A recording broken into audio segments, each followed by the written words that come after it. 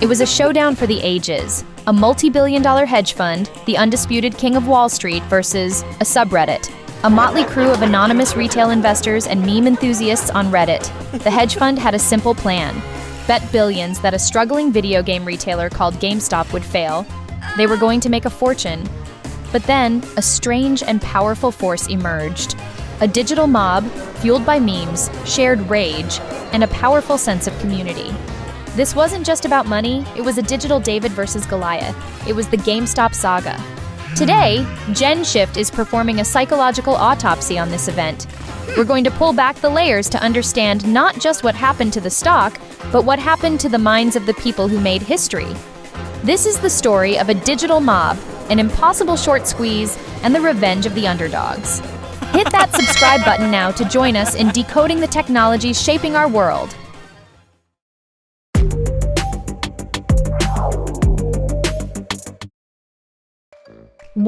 The battlefield, setting the stage. To understand how a Reddit forum brought Wall Street to its knees, you first have to understand the weapon they turned against their creators. It's called short selling.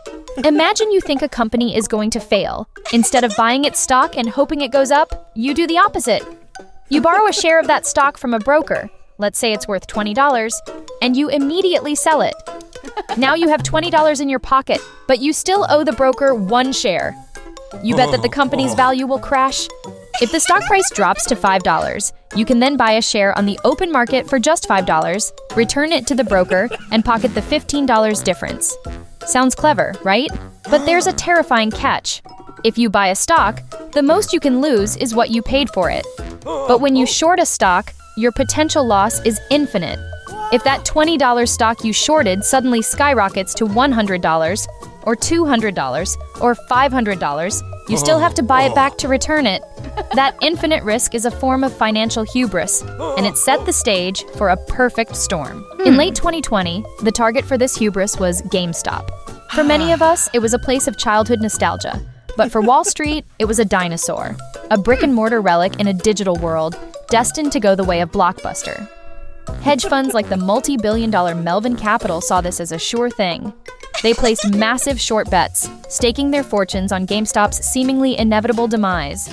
But they weren't paying attention to a corner of the internet called WallStreetBets. This wasn't your dad's investment club. It was a chaotic, leaderless digital subculture describing itself as, like 4chan found a Bloomberg terminal. Its members called themselves apes and degenerates, and they spoke in a unique language of tendies for profits and stonks for stocks. This wasn't a coordinated conspiracy. It was a spontaneous combustion of sentiment. They saw that GameStop was one of the most shorted stocks on the market, with over 140% of its public shares sold short, meaning more shares had been borrowed and bet against than existed for trading. They realized the hedge funds hadn't just made a bet, they had walked into a trap. And they knew exactly how to spring it. It's called a short squeeze. If you can force the price of a shorted stock up, the short sellers start losing money. To stop the bleeding, they are forced to buy back the shares they borrowed. But this act of buying only drives the price higher, which forces other short sellers to buy, creating a catastrophic feedback loop. The trap snaps shut, and the stock goes vertical. The apes of WallStreetBets were about to light the fuse. 2. The digital mob, anatomy of a crowd. The GameStop saga wasn't just a financial transaction. It was a psychological phenomenon. A chaotic internet forum transformed into a market-moving force through a powerful cocktail of group dynamics. At the core of this transformation is a concept called deindividuation, the loss of self-awareness and individual accountability when you're part of a crowd. On Reddit, behind anonymous usernames and avatars, thousands of individuals felt less like, "I am risking my life savings," and more like, "We are fighting a war." This digital mask lowered inhibitions, making it easier to take extreme risks because the responsibility felt diffused across the entire community. You weren't alone. You were part of a digital army. This army wasn't just motivated by profit. It was fueled by a deep, simmering anti-elitist rage. For many Gen Z and millennial investors, the 2008 financial crisis wasn't a historical event. It was a formative childhood memory, one of parents losing jobs and homes while Wall Street got bailed out. There was a profound sense that the game was rigged. Buying GameStop stock, therefore, became more than an investment. It was an act of protest, a moral crusade. It was a chance to inflict pain on the very institutions they blamed for a generation of economic precarity. The comments on the forum weren't just about stock prices. They were about a battle between the haves and the have-nots, a chance to finally make trickle-down economics happen for them. Every crusade needs a prophet, and this one found its reluctant icon in a man named Keith Gill, known on YouTube as Roaring Kitty and on Reddit as Deep Fucking Value. Gill wasn't a rabble-rouser. He was a chartered financial analyst who, as early as 2019, had been posting detailed, spreadsheet-laden analyses arguing that GameStop was fundamentally undervalued. His long-held, well-researched belief provided a kernel of legitimacy that the movement could rally around. He wasn't giving orders. He was just a guy who, as he later told Congress, simply liked the stock. But a prophet's message needs to be spread, and in the digital age, that happens through memes. Slogans like "Apes Together Strong," "We Like the Stock," and "To the Moon" weren't just jokes. They were instruments of emotional contagion and social cohesion. The most powerful of these was Diamond Hands. This wasn't an investment strategy. It was a loyalty oath. It meant holding your position through insane volatility, no matter what. Someone who sold was branded with the ultimate insult, paper hands, a traitor to the cause. This transformed the stock market into a video game. The hedge funds were the final boss, the stock ticker was the live scoreboard, and holding the line was the core game mechanic. This gamified framework made complex financial warfare feel intuitive and thrilling, abstracting the very real risk of financial ruin into the less terrifying possibility of simply losing the game. The same psychological force that created this incredible sense of solidarity also fostered a mob-like mentality, one that celebrated the enemy's losses with glee and viciously shamed any member who broke ranks. 3. FOMO and YOLO, the fuel of the fire. If deindividuation and anti-elitist anger built the engine of the movement, the twin forces of FOMO and YOLO provided the high-octane fuel that made it explosive. As the GameStop stock chart began its vertical climb in January 2021, a powerful psychological trigger was pulled across the globe: FOMO, the fear of missing out. Social media feeds were flooded with screenshots from WallStreetBets of astronomical gains. People were turning a few $1,000s into tens, then hundreds of thousands. For anyone watching from the sidelines, this created an almost unbearable psychological tension. It was the visceral fear of missing out on a golden ticket, a once-in-a-generation chance to get rich quickly and change your life forever. This powerful emotion, a bull market byproduct, often overrides rational analysis, compelling people to jump into a trade at its most dangerous and inflated point. The community had, perhaps unintentionally at first, weaponized FOMO. By constantly showcasing their wins, they created a viral hype machine that drew in wave after wave of new buyers, each one adding more upward pressure on the stock and tightening the squeeze on the hedge funds. While FOMO pulled people in, the YOLO philosophy gave them the justification to take the plunge. YOLO, or "You Only Live Once," became the rallying cry for abandoning financial caution. For a generation burdened with student debt, facing a precarious job market, and seeing traditional milestones like homeownership as increasingly out of reach, the slow, sensible path of 401k contributions felt like a joke. A YOLO trade on GameStop wasn't just an investment, it was a lottery ticket, a form of high-stakes entertainment, and an act of defiance against a future that felt bleak. From a traditional financial perspective, it's pure insanity. But from a socioeconomic perspective, it can be seen as a grimly rational choice. If you believe the system is rigged against you, is it more logical to save pennies for 40 years or take a 1 in a million shot at true financial freedom?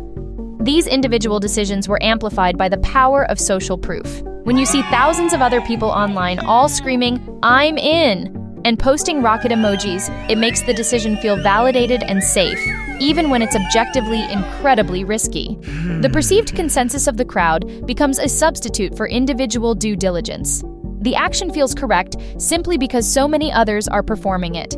This created a perfect storm, a crowd losing its individuality, fueled by a righteous anger, pulling in new recruits with the fear of missing out, and armed with a philosophy that celebrated extreme risk as a virtue. 4. The aftermath, lessons and legacy.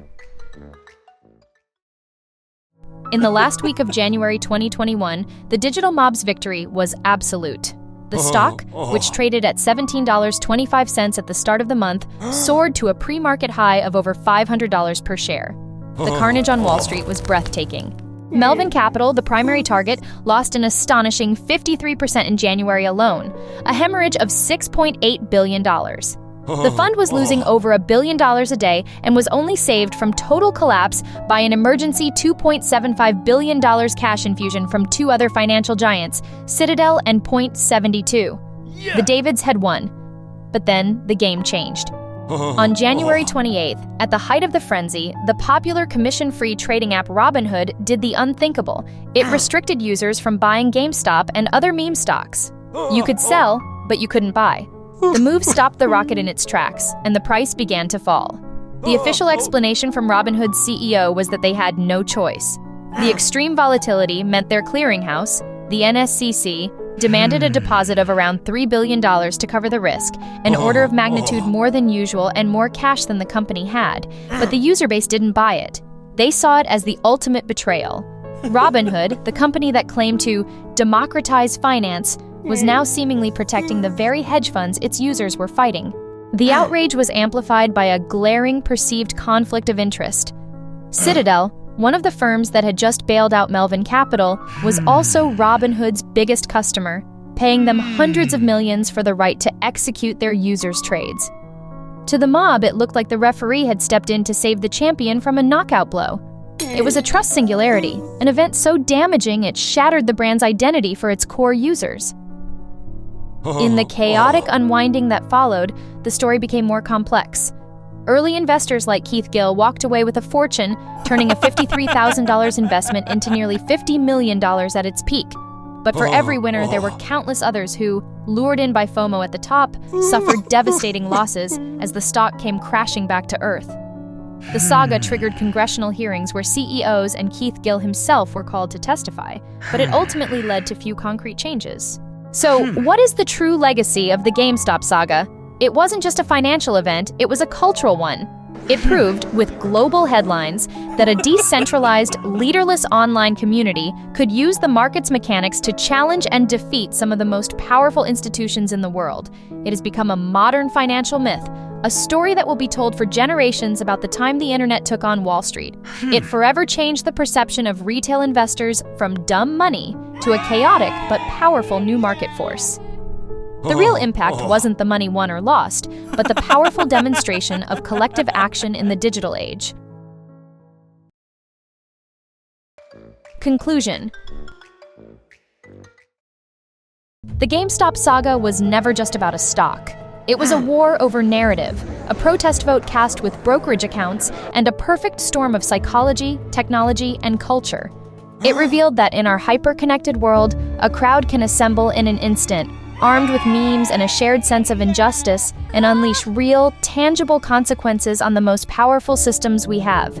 It's a lesson in the new kind of power that flows through the internet, a power that is chaotic, unpredictable, and here to stay.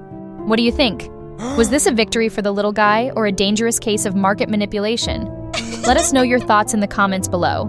And if you want to keep decoding the forces shaping our future, make sure you subscribe to GenShift and hit that notification bell.